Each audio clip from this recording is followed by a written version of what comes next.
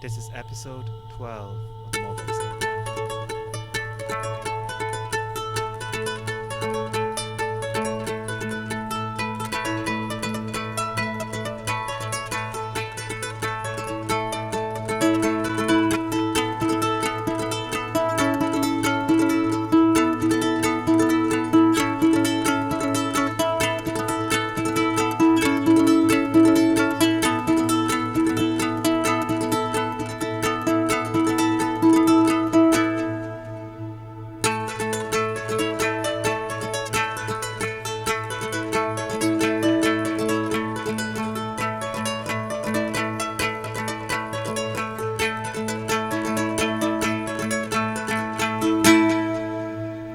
Hello everyone, it's 2026 and we're doing season 3 of the Morebegs Den. So happy that I'm continuing these podcasts where I'm chatting to very talented people from Cork, from Ireland, from all around the world, hopefully. And I'm getting inspired. I hope you're getting inspired.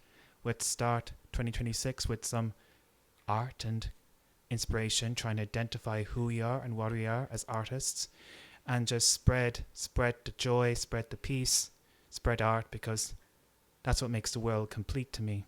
So yeah, very exciting.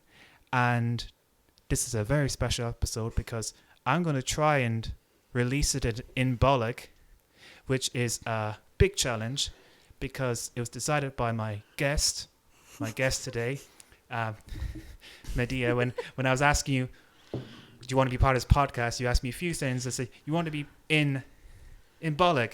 Anyway, how are you? Welcome to the Morebegs Den. How are you? Hey, what's going on? How you doing? Good. It's good to be here with you. Thanks so much for joining me. I fully believe in that introduction, and I love what you're doing in the world. Thank you. Yeah. Thank you. You're part of this too. Hypnotic goddess of a poet you are. God. Oh, dang. No, like you only moved over to Ireland just about last year from New Orleans, is that right? And you've already like captured us poets and writers there. And yeah, thank you so much for bringing your art to us. I can't wait to hear more about it. Oh, I can't wait to be here in this hour with you and share some things and stories and poems and possibly some cards as well. We'll see how it goes. Yeah. I brought my cards with me. Special cards, like. Yeah, my hand just reached for them as you were setting up the microphones. That was not pre-planned at all. But yeah, I have the Celtic Book of the Dead cards. You know how some people use tarot? But I like to use the Book of the Dead as a way to just kind of feel what other energies are present with us at the table, literally. Some fantastic stories there. Yeah. So beautiful.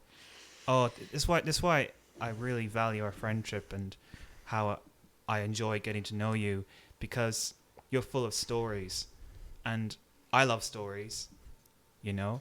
And I thought before we get to our guest, I know all you guys can't wait now because that was a cool introduction. I have a special story for you all to get the creative juices going. And then we're going to talk to our guest. You already got a little teaser already.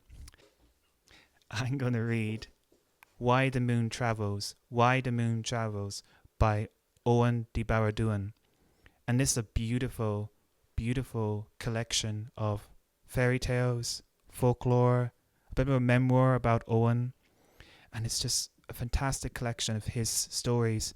If you haven't heard of Oein DeBhairduin already, he's a traveller from Galway. He was originally born in Galway, and he published this back in 2020, and it's just a collection of stories he heard when he was a little boy, and it's very inspiring to hear about what he grew up with, what inspired him, and also it kind of shows that, you know, us as the settlers and them as the travellers, there's not that much difference between us. You know, we have the same stories, little differences, but we have the same inspirations because we come from the same place. So I'm going to read a very short story out, and then we're going to have a little chat about it.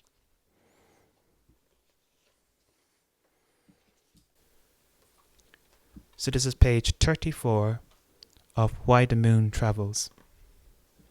And it's the title itself. In a time long ago, when the earth was young, the moon was a disk in the sky, silent and still. Sometimes, in whispered rumours, it was said the moon would visit. When it did, it took the form of a beautiful lady, charming and alluring, stern and strong. She was light unto herself, and was kind to those of the earth. She guided many at night, with light borrowed from the day, making sure that none would ever lose their way as they travelled near or far from home.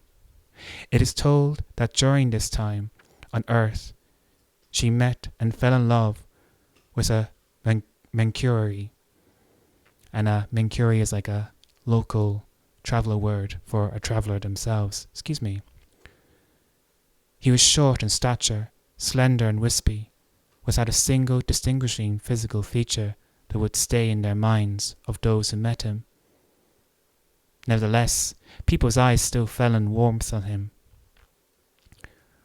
While he was neither sun nor star, he had a secret glow, expressed by unspoken words and graceful motions. One night, on his way back home from town, where he spent a day sweeping chimneys, he decided to cut through the fields to get home quickly. Although his steps were hurried, he found his sight captured by the moon. She held his lingering gaze, and sensing the want between them, she descended from the sky, slowly changing a sphere of light into the glowing outline of a figure. He was terrified and turned to flee, but she started singing a low melody, the words of which he didn't understand, but sensed a kind of welcoming. He turned back to her and saw her for what she was, not just a moon, but a beautiful woman. She was lovely and fair, the skin like fresh snowflakes, and her hair like the softest silk, light mixed with grey, like clouds passing through a twilight sky. Her eyes were pale blue, soft as fallen snow. She was draped in clothes, dark twilight blue, with glints of speckled starlight, the backlight of soft copper tones. Their love was wild, warm, and daring enough to charm even the stars from the heavens. She swore him to secrecy, as mortal man were not meant to have affairs with those of eternity. For many years she visited Earth once a month, and with the Mincéiri in silence and wonder of the night, they would meet by a young river. The sound of its trickling water echoed in murmurs of their love. Days, months, and years went by their age, and they chased him slowly, for time is halted for mortal man in the presence of eternity. While these around him succumbed to the battering of time, the Mincéiri grew older, a slower pace. He hurried through the days, eager for the night to fall. He would choose to camp without a shelter of the trees, and wait for night without clouds, longing for a glimpse of his beloved. He would sleep with a canvas of Leuben open up, and he could gaze at the sky or down into the moon's reflection in the river. In time, his want for her consumed him, and he ate much of his joy. Once the charismatic Mincéiri grew up boastful and full of pride. One night in the pub, surrounded by friends, he told them of the beautiful Lady of the Moon, that it was she that chosen him as a lover and companion. Of course his friends did not believe him, so he decided that he would show them. The next moon came to the river. The Mincéiri led his friends behind a holly bush, allowing them to catch a glimpse of her. But the moon, through her ageless wisdom, and always knowing when her eyes were upon her, understood he had lied and discovered his friends. She was shocked and briefed at his betrayal, and she turned from her lover and his mortal embrace.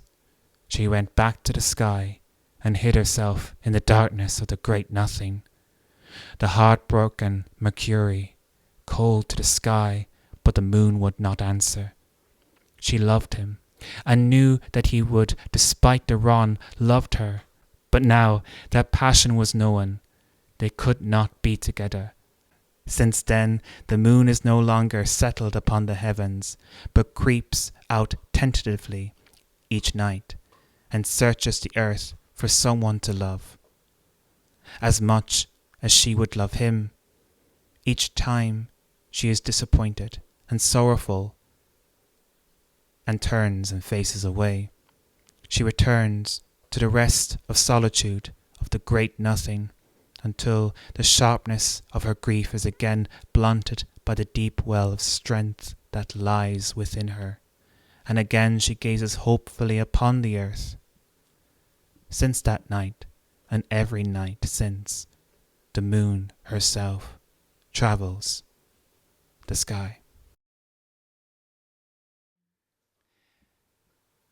It's such a beautiful, beautiful story.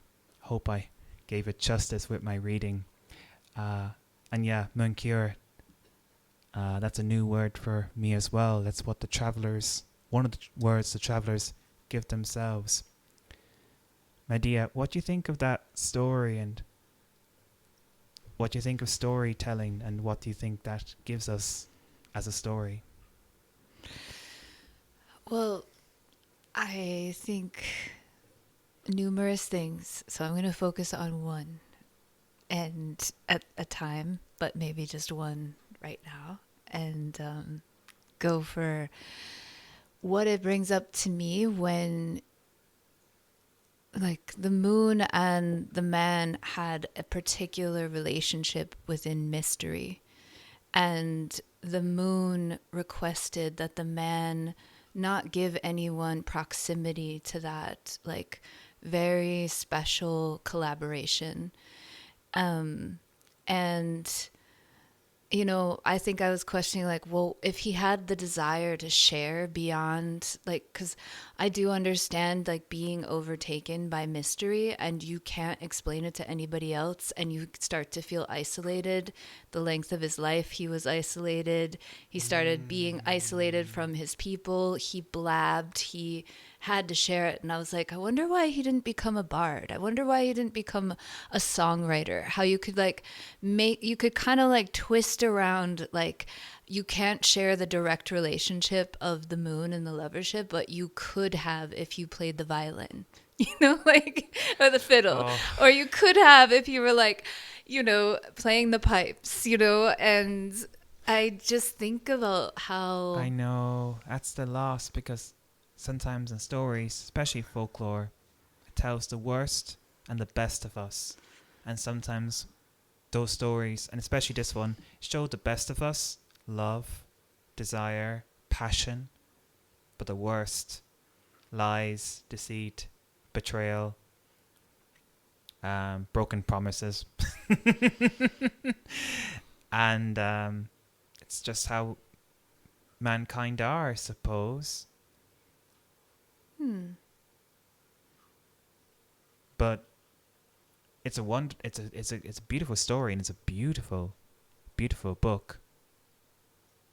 And I read the other stories as well. It's a bit of everything. It's a piece of folklore, a bit of a memoir. It's fantastic. And the travellers themselves, they're an interesting people. And I think this is a great inkling into that. How so? Well, definitely with these stories, I can definitely understand them. I like the word Mincéiri. I think it's a beautiful word to call themselves. I think it's a beautiful ethnic word that makes me feel that I understand them more, strangely enough, how surreal that might sound. And I would love to meet Oein sometime and have a bit of a chat, get to know his stories, and maybe we can hear some of mine, and then we can spot little similarities between them.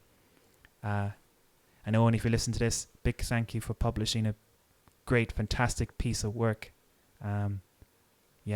Keep up the amazing work, and we'll give you a big wave up from the Morebegs den. So yeah, what stories do you like? throwing you in the deep end like now that you try to throw me in there. What stories do you like?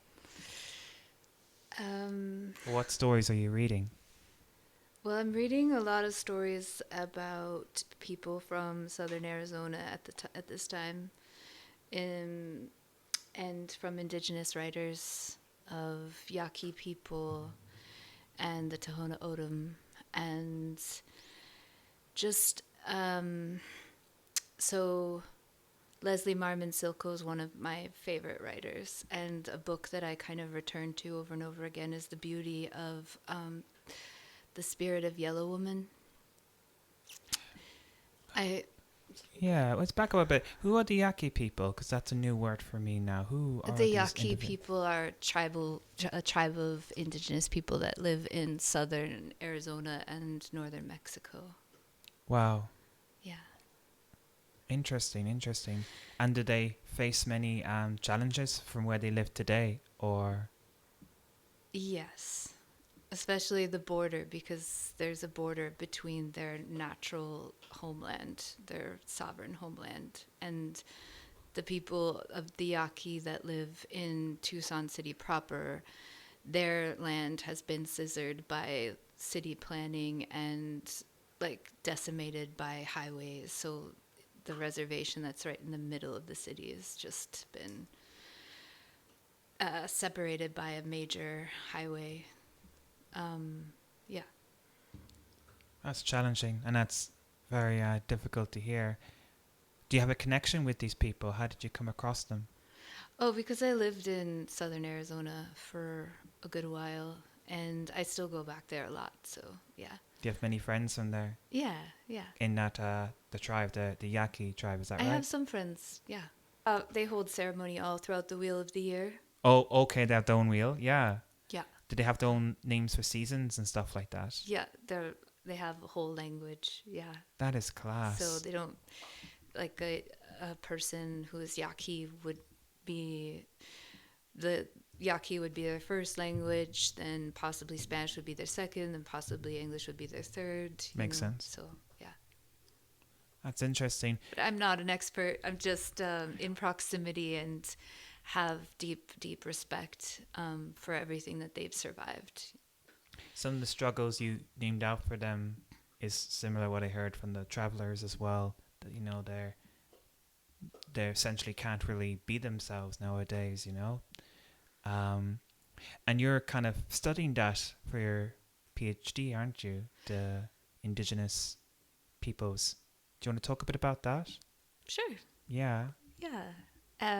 Well, I have an ongoing inquiry into so my PhD question is examining indigenous Irish ritual performance and how certain rituals have been deemed as dead or silenced. And what if they were enlivened by creative response? How could that relate to ecological connection? And it's just a really big question, and part of that question is what is indigenous in Ireland? Where it's a very more clear in the so-called United States, because the indigenous people are very intact and living within their tribes and their customs despite all of the centuries of violence and genocide that's been enacted upon their bodies and their land. They're still as a whole like there, and it's not so simple to or simple isn't even a word to use in either, but yeah, it's something I'm questioning here. What is Yeah. indigenous? You're more. We put it debating. Maybe might be. Oh, Seeking. seeking. Now I understand you. Now I understand you. And I do see the travelers as the continuation of Gaelic culture beyond the settled aspects that are still living out English law. Like Ireland's settled population is living out in like echoes, hangovers of English law. Yes. And so the travelers have defied that as like best they could in this entire time. They have for a long time, for sure. You could definitely see it with the pictures of back in the 60s and 70s. I interrupted you. Continue. Oh, and this is just coming from my like understanding of what I'm looking into and how I'm looking into it, because I am coming from proximity of being in the so-called United States, Turtle Island, and living around and on indigenous land, where all land is indigenous, but then there are parts of Turtle Island that are like land that has been returned to the indigenous people. So I'm bringing that perspective here when I ask that question, and maybe seeing into things that coming from the diaspora are held a little bit differently. And that's what you mean by creative ways. That's a part of the creativity. Yeah. Yeah. What else? Well, it really is I'm in the first year of my PhD. So to speak things into being is kind of bringing them in. It's like I'm living a landscape, right, of my own wandering. And I'm not trying to define it, but one way could be that the creative response comes through sonically, and that it's an invitation beyond my individual body, that some of the findings that I feel interested in, say there was a particular death chant that like is not enacted these days, that involves a particular kind of herb and a particular color of string. Okay. And it's for a particular place. Say that was something. And I was questioning what happens to the body and the land when this is now in motion in a circular way through the wheel of the year. So maybe I would invite people that I know to be in this rhythm. And I guess I would like I would go back to the Yaqui people being in proximity and seeing how things get thrown out of balance, and hearing from my friends' stories of like what the world feels like when you are not in ceremony, how the land is when you're not in ceremony, the fruits of the saguaro that don't come to fruition because the rains haven't been called through the song, like all of those things. Those are parts of my questions of the PhD, of what is thrown out of balance when we're not in these rituals or ceremonies that are particular to the land and the speech of the land. And for the peoples as well. And the people of the land. Yeah, and the people's identities. Yeah. Because that's what it is in the end. It's how the people identify themselves and what these rituals mean to them. Because it makes them feel like they're part of the land, which they are. And that's what these indigenous cultural celebrations are.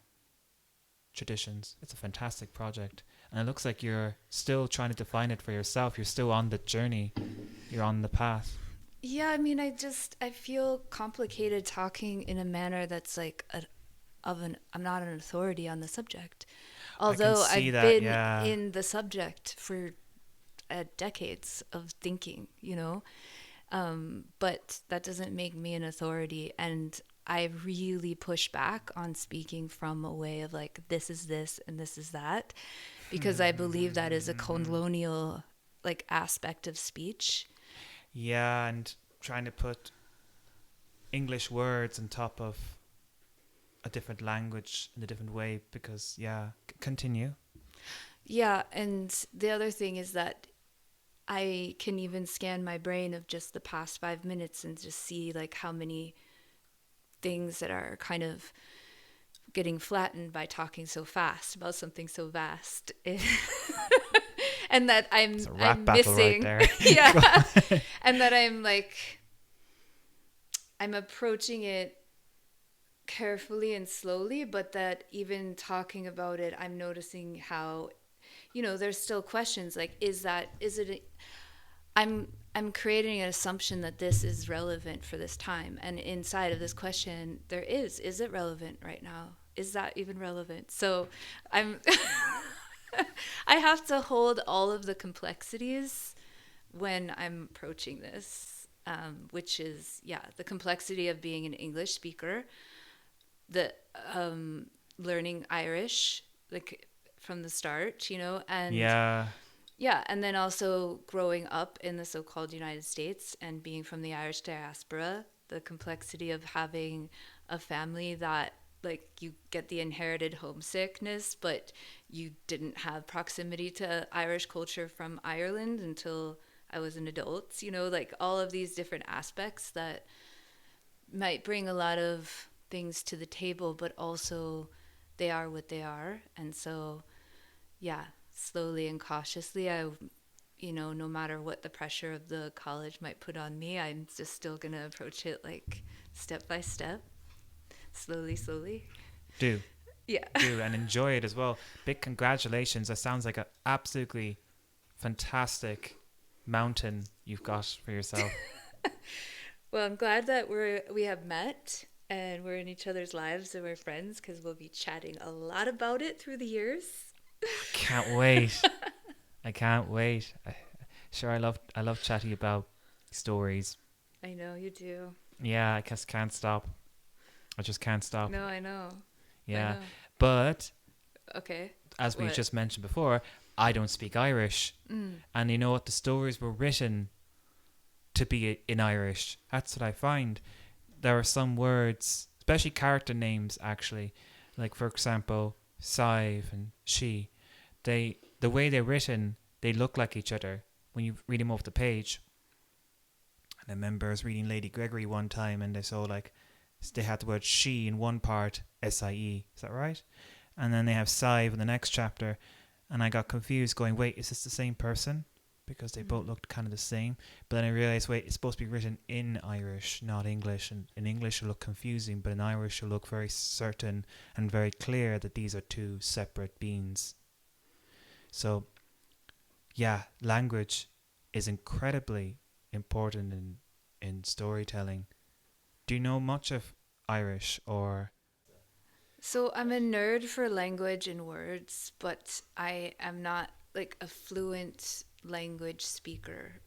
There's something about that I'm trying to get over, and I don't, I'm going into first level Irish class this year, but I've been taking Duolingo and Irish classes online for years. But I think where it comes, I was thinking about this a lot as I was approaching it, and for me, more is like the etymology of the word or the beginning of the word, and in Irish, and how it has like ignited all of these poetic ways of seeing and experiencing the world, and that is indigenous, right? It's an animacy of language. The Irish language is an animacy. Well, what does animacy mean? That's a word I don't know. Um, Animacy is everything is alive and has a spirit. And so when there's like indigenous, I can't say like it'd be a generalization to say indigenous worldview. I've seen this written, but I would say like indigenous language, indigenous culture sees the world as an animate place, and that all beings within the world, like whether they're deemed as alive or not, stone, wind, river, ocean, current, rain, is alive. It is all alive, and it all has spirit. Or the moon. The moon too. Yeah. And it's incredible that maybe when you learn a different language, you can see those objects that you mentioned in a completely different light and perspective.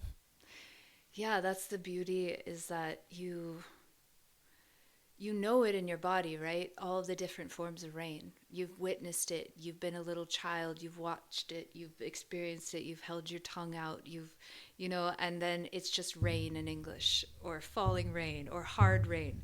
But then in Irish, it's all the poetics of the different ways it affects you and in the land and feels into you, and you're like, oh yeah, I recognize that from my body, from being a wondrous being, and from always experiencing things. We just didn't have the word for it, and I think that's the approach that I come into with I'm not an Irish speaker, but I'm an Irish word nerd, and I love to, even if I can't read it exactly from the page, I will imbue it in my body and be like, I've seen that, experienced that, or maybe I haven't ever seen cattle coming out of the barn after a dark winter and experiencing the sun for the first time and dancing on the grass. And although I did see little goats do that for the first time in Albania, and that was amazing. I think I saw lambs do it, but I think the animal doesn't really matter so much, does it? But it's that, incubatory darkness that the animal has been inside of, and then the sheer raw life racing through, coming right when the sun is out and you're past Imbolc and you're like dancing upon, That would be me in Imbolc for sure. Let's do it in Imbolc. Let's go out to a big green field and run around like those calves. I was going to say lambs and goats. You just know the field. Yeah, it's near the Kyloch stone out in the Barra. Let's go. Okay. We got a couple weeks, because it's not just Imbolc yet for us. So why you actually... Right. So when you're listening to this podcast, guys, we, probably with a group of people, be running around like a bunch of lambs in a field out in the Barra Peninsula. I would like to wear all white for some reason, and maybe just have some ribbons of red. Is that... Why? Do you have that? I think to signify the milk and the blood, actually. Yeah. It just came to me, but then when you asked why, I was like, oh yeah. The milk flowing and the blood being reinvigorated by the new spring herbs that are just springing up from the ground underneath the feet. It's when all the roots start to gain their power back, and there's yellow dock out in the field, which is a blood cleanser, and nettles are just coming through, and they're also invigorating for the system, and providing that deep mineral that we don't get from the supermarket. Greens and shit like that. Just basically growth is returning, and there's hope, and Mother Earth has come back, and the milk is from the Mother Earth. Trying to explain it in simple terms, as people have never thought of white and red in that way before. Mother Earth, basically, lads. Let me drink from her tit. Yes, exactly. Danu. From her dark, rich soil. Danu and Cailleach together. Perhaps. Yes. Sip on it. Yeah, if you read your folklore, lads, you realise that a lot of rivers are made from the udders of cows, like the River Boyne, or the first river in Gurunda Gap by the udder that fed Odin, which he was born out of. All the legends are linked. It's a sacred cow. Sacred cows, lads. It's not. There's a reason why we love cows over here. They pop up in legends quite a lot. They're used as a sense of power, sense of royalty, as well as sacred, because cows, there's a lot of birth imagery from cows. Fertility, that's the word I want. Fertility symbolism from cows. And cows are often associated with rivers, and it's actually a global symbol. It's actually coincidentally in India as well, which is very fascinating that India and Ireland share that relationship, that the origin of rivers in mythology come from cows, comes from the cattle's udders, which is really inspiring and beautiful link. I think we can find likeness in mythology from all around the world. I do too. Yeah. Yeah. So what are you going to be doing on Imbolc? Oh, you're testing me. I'm going to be running around with wearing red with a white hat. No, sorry, wearing white with a red hair bandana around my head. Ooh, actually, that image. Let's add the straw hats to it. The bee hats. Mm-hmm. Let's do that. The biddy hats. Yeah, Let's get that straw and weave it up. spinning around in circles Yeah. with some rave music. You know what, I love actually getting a lot of cream, and unfortunately it's not from the cow's straight udder, but I would do that if you knew any cows that we could go to. But then I work with cows, so. Oh, okay, yeah. I don't think they will let me though. Go on. I love pouring cream on stones and watching it run down through all the lichen of the stones and like the stone bodies. I love offering that to the land on Imbolc. That comes from because some stones naturally have a white sheen on them. So that's what that comes from. And it's just like people have been adding that for years, believing that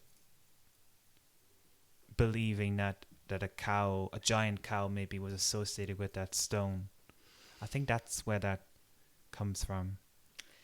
There's also a lot of like specific places that there are different fae that love to be fed the cream under the stone. And I found that really interesting when I was working on a project around Carnunos in northern Portugal.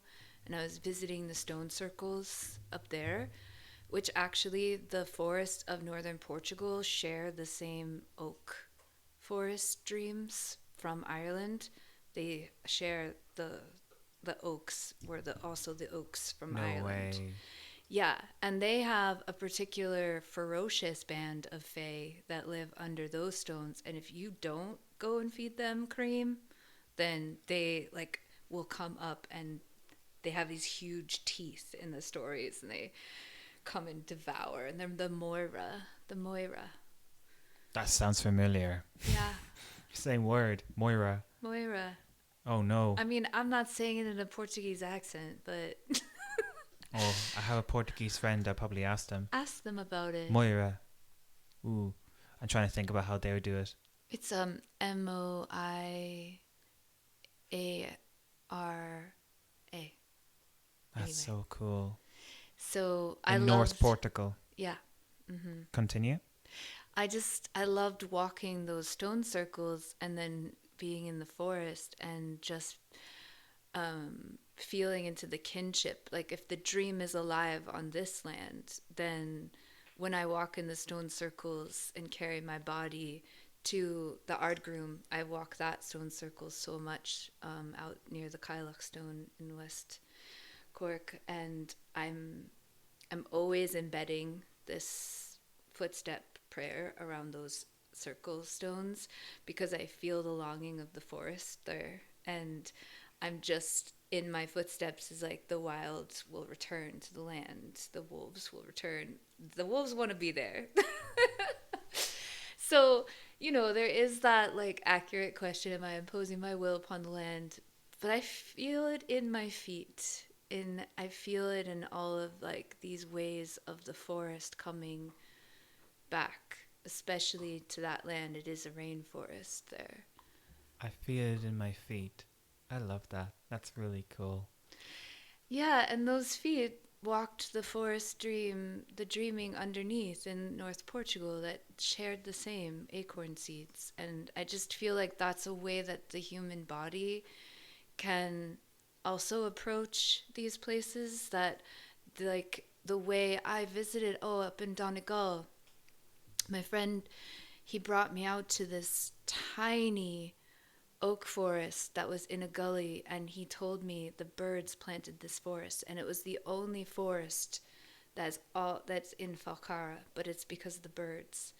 And I think that was also an influence on me because like I felt like, oh, I wonder even if I'm, well, literally I do have like 30 oak trees that I'm gonna plant.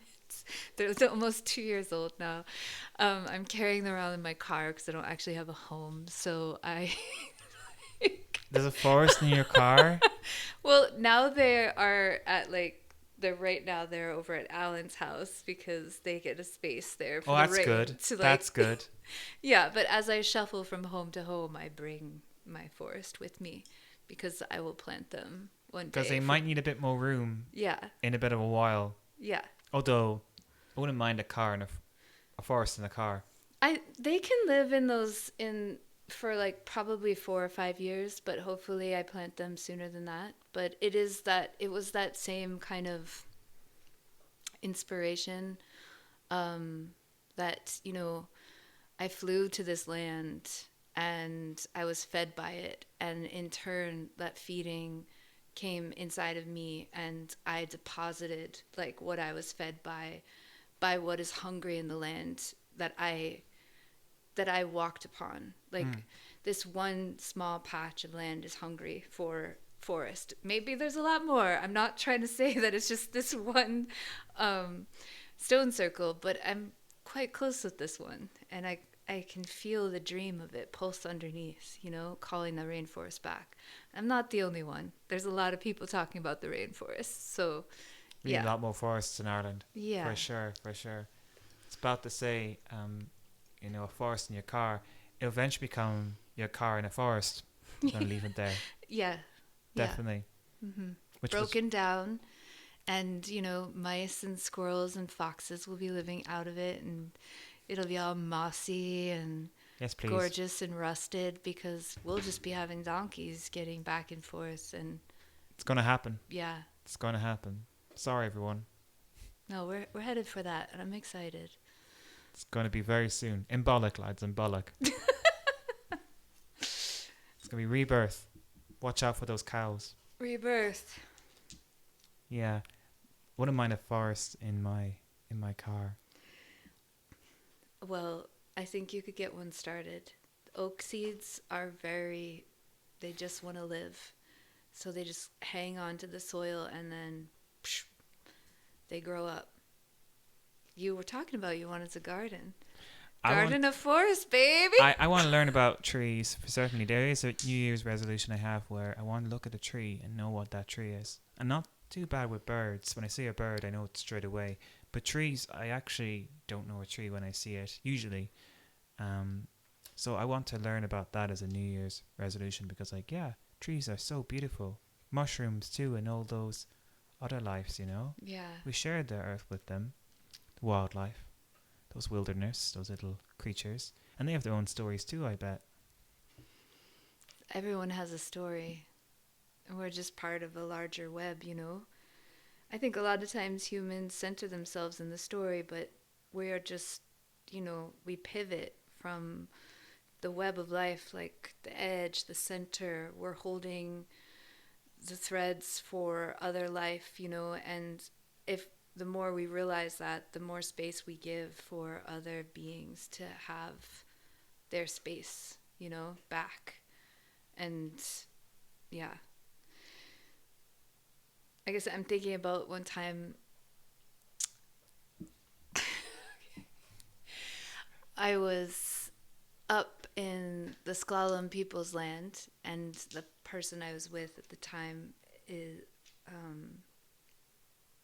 he's an indigenous man, and we went to the dragon emergence place. It's a myth that's also a story of the people and considered a reality.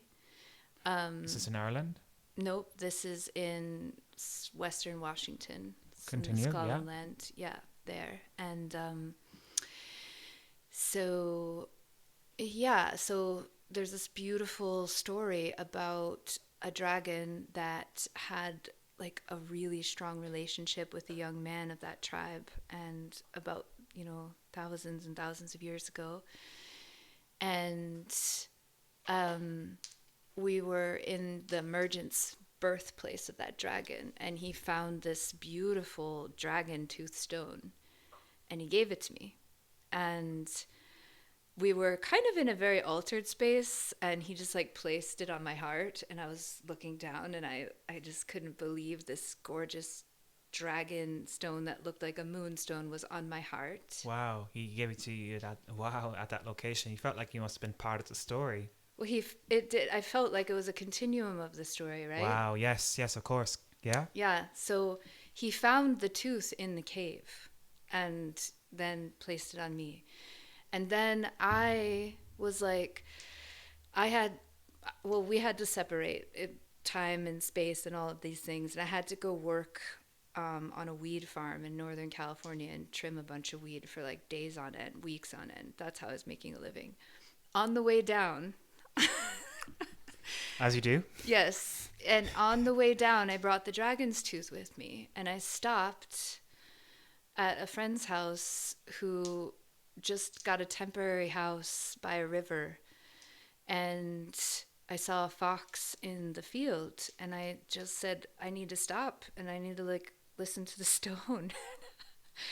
And the stone had specific directives, and it was so interesting. So I'm putting this together, Phil. I know I'm rambling all like, but It's a story. it It's is a a story. And it's better than the story I just read because you're telling it to me. It's how stories are meant to be told. Yeah. You know? As you live life and as they unfold. That's why I'm so intrigued by it. I'm hooked. So the stone asked me to place it in the river in the center, and that's what I did. I placed it in the center. I didn't know why. I just did it. How big was the stone now? It's about this big. For our listeners.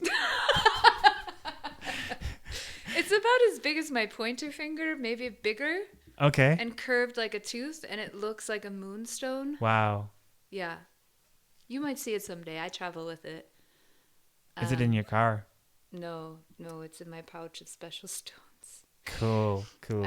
But there's times where it's more active, and it's been dormant for years now. But anyway, the thing is that I became the stone's ally. The stone had no feet.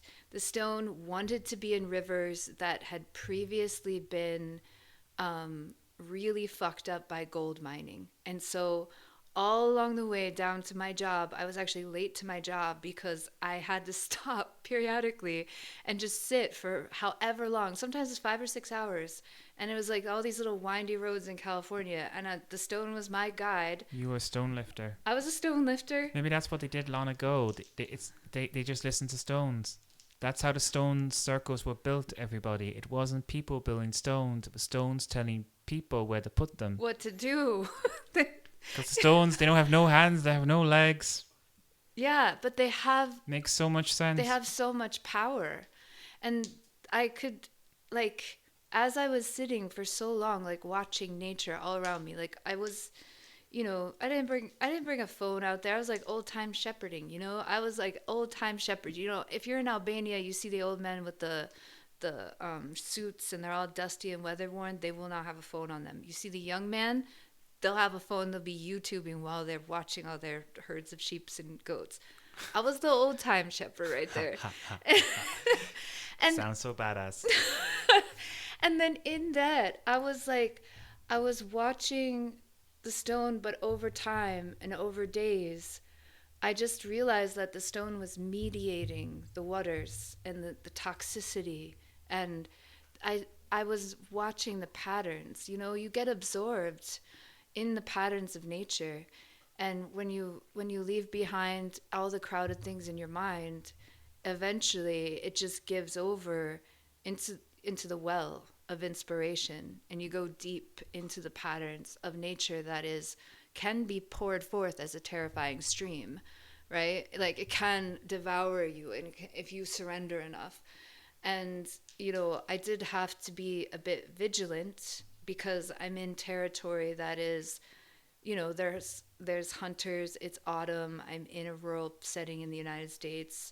I look like the way I do. I'm watching a stone in the river. I have to have some sense of where I'm at in place, but a lot of times I would just drop into the depth of what the patterns were doing around me, and I did see what the stone was doing. And I loved how you brought up like that, that possibility that we weren't orchestrating anything. It's a collaboration between the animate, between different forms of consciousness, between different forms of movement, between different forms of ability.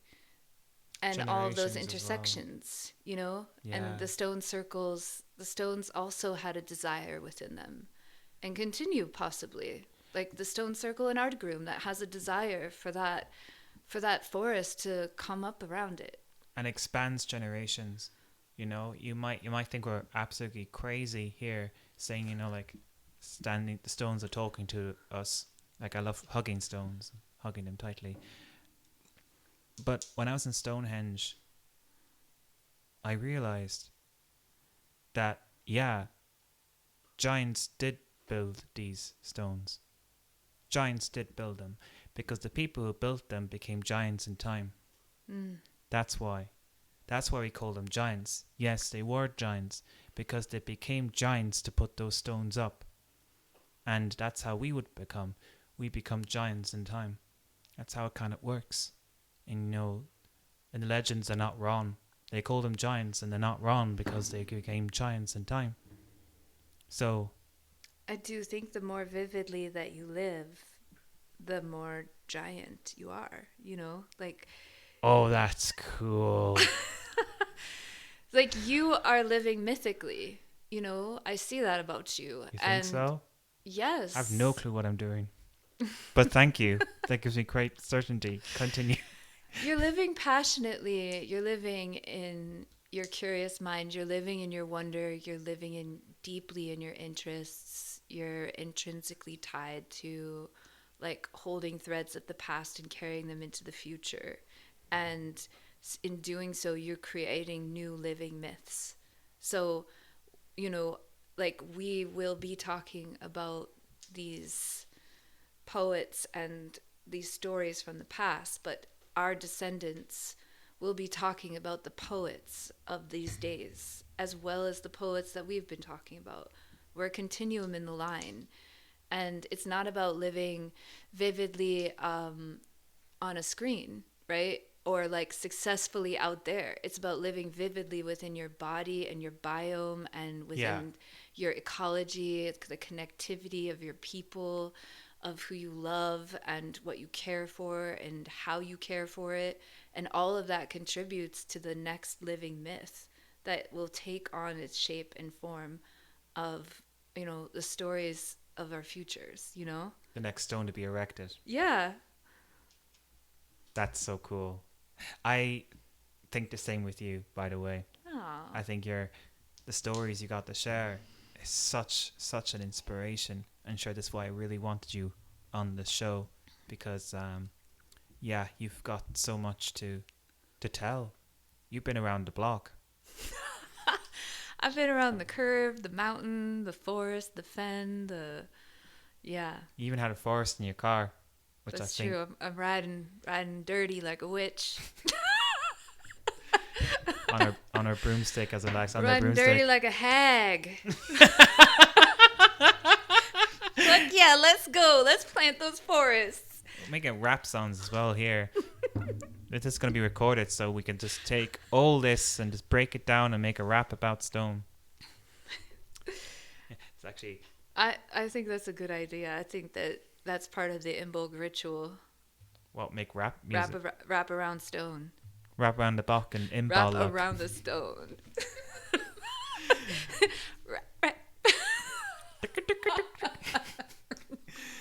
I was just about to do a bounce. I can't even do slam poetry, so I don't know what it'd be like trying to write rap. I guess I wouldn't do such a bad job. I know my poems off by heart so well that I can actually kind of say them really fast. I think there you go. It's just about the rhythm, and I think you got some rhythm, Phil. Thank you. You give me loads of I just hold a good mirror up. confidence. I hold the mirror up to see what I see, you know? I tell it as I see. Wait. You hold the mirror up and you tell it as you see. What do you mean? You talk about me or you talk about... Wait, what do you talk about there? I'm curious about that metaphor. I guess I was talking about you, but in general, I just really love to see about people. I just go for their wild gifts. I'm like, oh, I like to see like what is really outward about a person and what's really inward and what is like all coalesce as that person's bouquet of wild gifts. what they bring into the world, their art forms that are maybe widely recognized, or like, you know, the art forms that are not, that there isn't necessarily like communal words for, like the art form of making people feel comfortable, the art form of like laughter together, the art form of, you know, making beautiful things that aren't necessarily going to be on a gallery wall, you know. So art form of a journey, or the art form of finally doing your first step in art.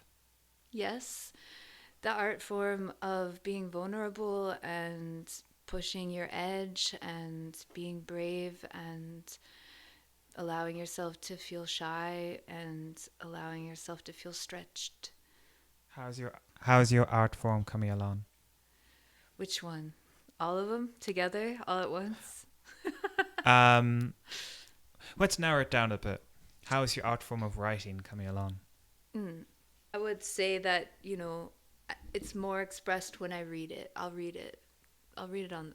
I brought a couple poems. Is now the Oh, time or not the time? let's jump right into it. Yeah, let the poetry speak for itself, please. It'd be such an honor. Do you want to read out a poem, or you said you're going to do some cards first? So do you want to do the cards first and then the poem, or what you feel like doing? Well, while you were reading the story, I was closing my eyes and I did pull some of the cards. Oh yeah, I've seen them in front of me. They are here with us. They've been with us at the table. Wow, that's cool. So I'll just, yeah. Yeah. So do you want me to describe the cards and then you can jump? Yeah. Do you want to describe them? Okay, we got a boatman, breathless. Is that right? Mm-hmm. We have an island of otters, which is very beautiful, beautiful, kind of like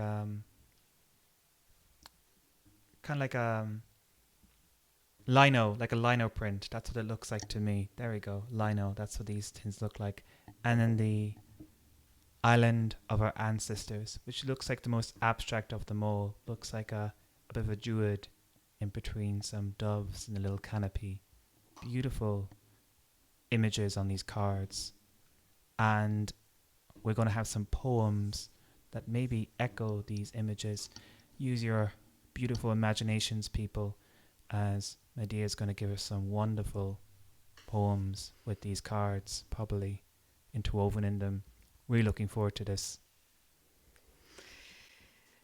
Well, um, I've been loving.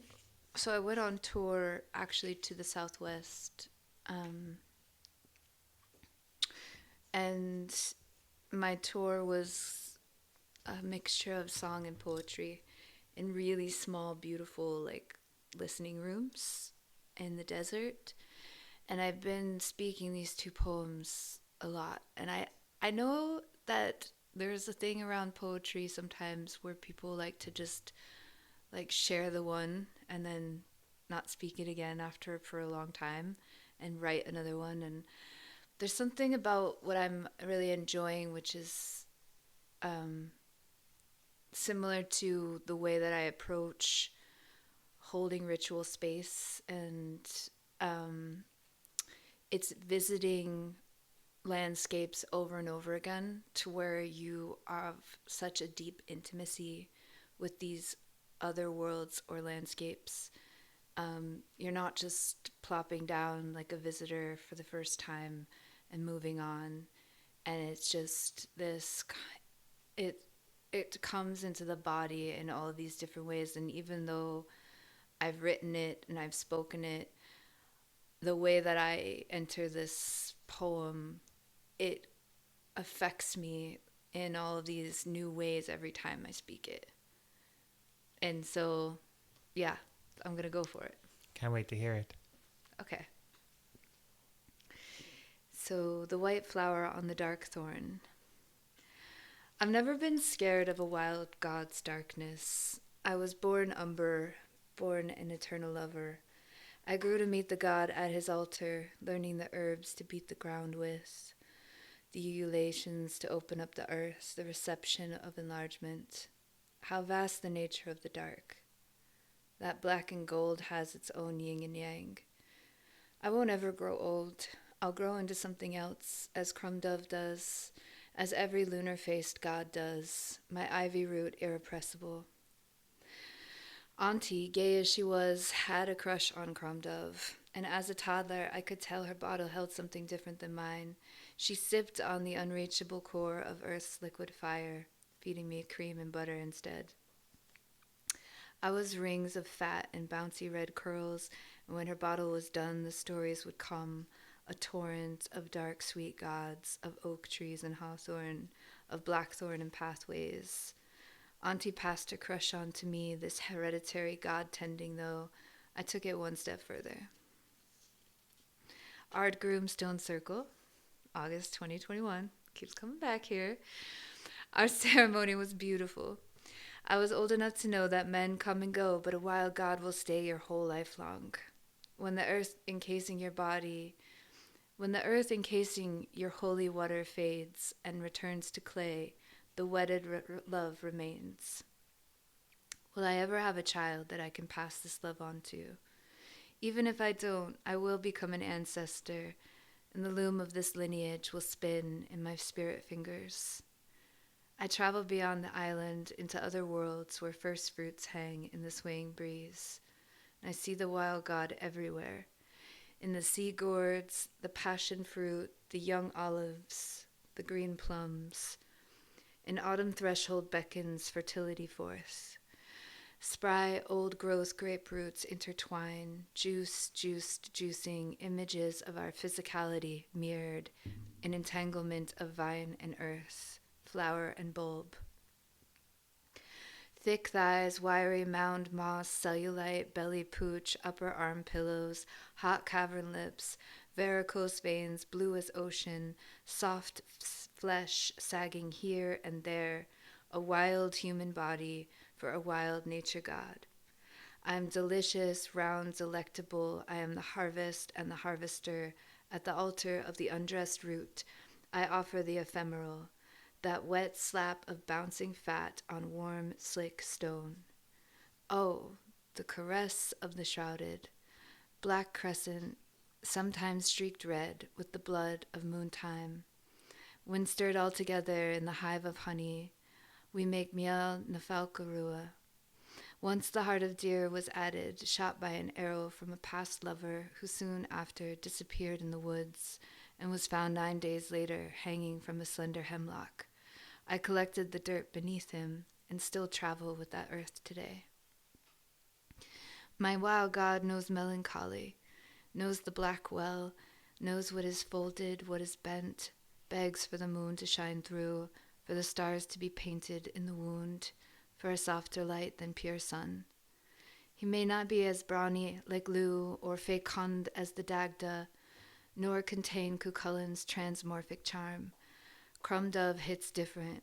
He's the lithe, the liminal, the curving moon horns, the crescent face, the growing fruit brought to lips in the darkness, the black branch, the flowering wand, the prolific shadow, a new god name written into the clay of caves, streaks of Paleolithic origins.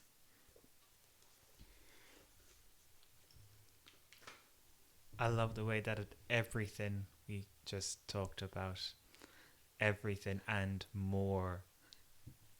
That's a cool poem. Thank you for sharing it. Yeah. I see what I mean, lads. You're just hypnotized out there, aren't you? Wake back up now. You've gone out of back into the real world from that otherworldliness. Who is that? Let's not go back. No. You have to come back to. I want to stay. I'm gonna stay though. I'm okay. You can stay. But before you drive, come back to the more physical world. But let's just stay in that softness a little bit. Okay. You can stay there until the episode's over. All right, lads. You can stay in that otherworldliness, mysticness until the end of this episode, and you can go back to work Monday morning. But right now, celebrating Imbolc with that awesome poem. Is that Ant real, or who who is that? It was that person Yeah. a real person, or was that like No, that's my auntie, my aunt Lisa. Yeah. cool? Yeah. Do you have another poem for us? Yeah, I do. And you have a song for us as well. I was thinking that maybe we can have. Do you want to have? Want to introduce our song first, and then we play our song, and then we have one more poem, and that will see us out. How does that sound? I think that sounds good. What's your song? Because you're a musician as well. Yeah, I am. Multi-talented human being, or more. Multi-passionate. Faye. What's your song? Oh, so it's a song that I wrote out in the Barra with co-writer Sam Hollier, and we spent during the pandemic. We lived in this little stone house right near the Kailak Stone, and we began writing this album that I'm gonna release song by song, starting on Imbolc. What's the name of the album? It's called Feast of the Rose. So cool, lads. So this is Feast and the Rose. Hope you enjoy.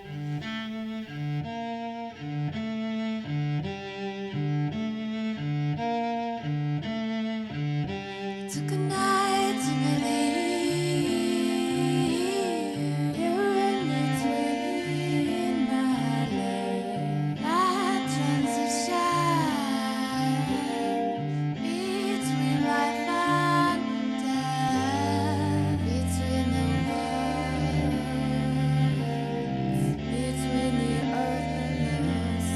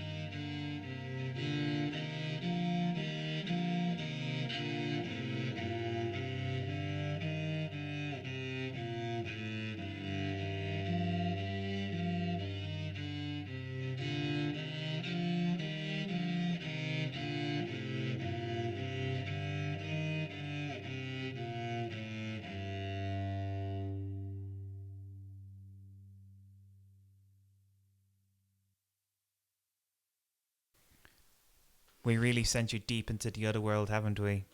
Did you enjoy that? Oh, I love MaeDea's music so much.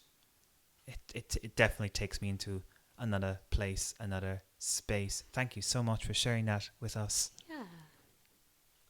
And you're in a couple of other bands as well. I know you're in a band called Painted Honey, which is also the name of your Instagram. And yeah, if you want to check out MaeDea's other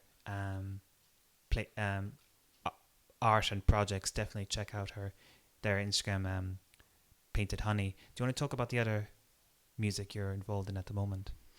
Yeah, so also I lead and compose for a choir called Serpentine, and we've toured in Ireland a couple times. And I'm just about to embark on another tour scheduling for July. I'm really excited. They're all going to fly out here and we're going to do a tour together. So, Serpentine. Class. I've yeah. seen some of your videos. Okay. Really cool. Very tribal, as well as very a mix of all different cultures. Bit of Gulga, a bit of Slavic, maybe a bit of that as well. Lots of different mixes anyway. That's yeah. If you feel that. I mean with the octaves, the overtones. Okay. You know, that's what I mean. Yeah. I originally began playing music as an accordion player, and when I got pregnant, I just played like all the time, every day, and I quickly started a band, and then we started to tour in Europe, and I was playing with all these folk musicians, and I do think like people would tell me that I had like a lot of range in the Eastern European folk music, and yeah, I kind of took to that. So if the influence is in Serpentine, I don't necessarily hear it, but if it probably came from those days, you know, just being in fully imbued in, yeah, street performance, always playing out, always being around folk musicians, being taught songs around the fire, all of that. Like, that's just the way I began playing music. You've been surrounded by stories and music your whole life. It's pretty cool. And do you want to spoil us with one last poem? I'd love to. Have you ever heard the River Boyne? We're talking about the River Boyne. Boher, the cow. It came from the cow. It's all connected, lads. Here we go. A being walks out from the pasturage tombs of Combe, covered in propolis, covered in pollen, sticky in heat and in mind, thousands of bees licking every situation, singing the song of the rising.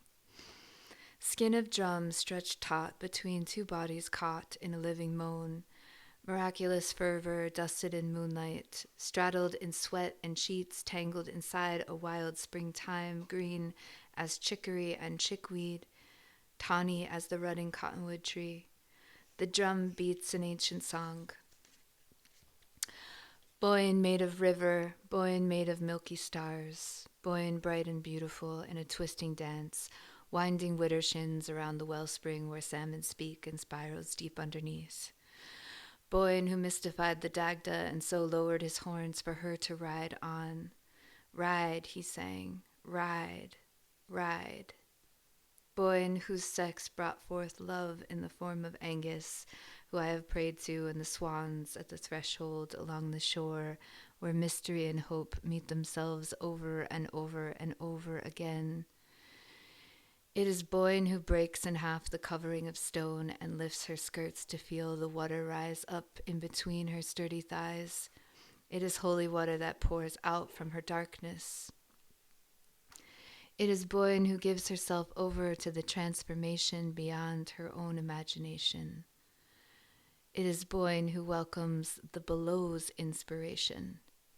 Rising sweet while waters come barreling upward, a thoroughway of air and river filling her inner sanctuary, cave, caldera, cauldron in motion. A rhythm, a tension, a stamping was her feet. A flooding, a forming, a birthing was her womb. A shifting, a splitting, an opening was her life. Boyne, whose body gives itself over to be a becoming. All of this exists. Flesh breaks, bones crack, hair unfurls from the scalp, blood meets its watery wildness, a long and languid tongue twisting through the green hills, supple as the opening, the fertile earth, her waters slick along the widening curvature of land. She said, "Moss, meet me by the deep green river, dream, and I will lay my head upon the pillow of your will, to ease my way out of this waking world for as long as you desire to hold me." And this was many years ago, but it was in our hands, in the wood, stained with wax and prayers, laughter and tears, memory and poetry, loved and loved ones passing, while warm honey moved like music above metacarpal bones, the 5 bones that compose the middle part of the hand.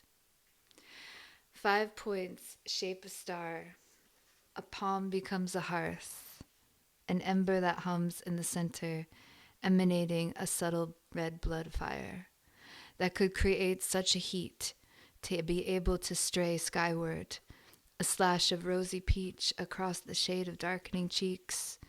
Not one word would be uttered, but a fluttering breath to set it off. This rainstorm of honey circulating between life's ley lines.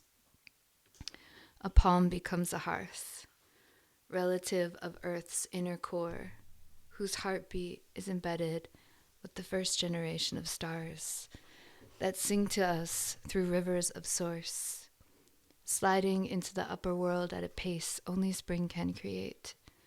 It is this sap that floods over the wings of my shoulders, sure, slow, inevitable snake movements of softened lava slipping down the slope of your strong arms, who I have known now to hold me as tenderly and as brazenly as the river.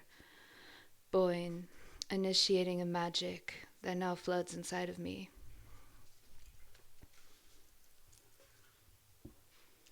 It's like you're inserting yourself into a creation myth. That was so cool. What a big poem to end on. Thank you. Thank you for having me, Phil. You're such a wonderful holder of chat and this container, and you just bring up so many different bubbling strands in this hour or two, but also in the past ones that I've heard. This is one of your art forms, and it's a pleasure to share that with you. I really appreciate that feedback. That's so kind, and I think we both share that chat alike. And you know what, you listeners were also part of that conversation. I hope you can go off. We've been thinking about you. We've been thinking about you all the time. Yeah, throughout this whole entire time together. How's your Imbolc? You've been with us too. How's your Imbolc going? Is it going great? Has it gotten better since listening to us? Did you pour honey on the ground? Did you drink a lot of milk? Did you lick a stone? Go off and lick some stones. Standing stones.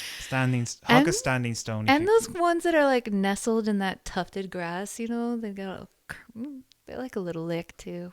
If you're afraid of licking, hugging is just fine. Ask the stone first, of course. Consent with standing stones is immensely important. Yes, it really is. But have fun too. All right, guys. Take care. Giving you a big wave from the Morebegs den. And a big moon wink. Big moon. I love it. Giving you a big moony wink from the Morebegs den. Bye, lads. MaeDea, thank you once again. Thank you. Bye-bye. Bye.